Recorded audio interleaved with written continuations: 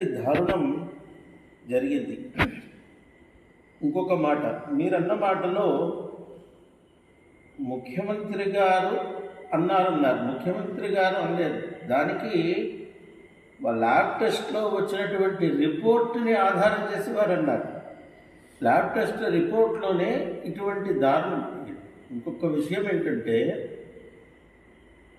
కొన్ని వందల కోట్ల విలువ చేసేటువంటి సరుకు వచ్చేటప్పుడు 1 కోటి రూపాయలతో తిరుమల తిరుపతిలోనే ఒక ల్యాబ్ టెస్ట్ ఏర్పాటు చేసి నాణ్యమైనటువంటి సరుకు స్వామివారి యొక్క సేవలో వినియోగించేటువంటి విధంగా చాలా కట్టుదిట్టంగా వ్యవహరించాలి ప్రభుత్వం. ఎంతో చాలా భక్తి ప్రపత్తితో వచ్చేటువంటి భక్తుల యొక్క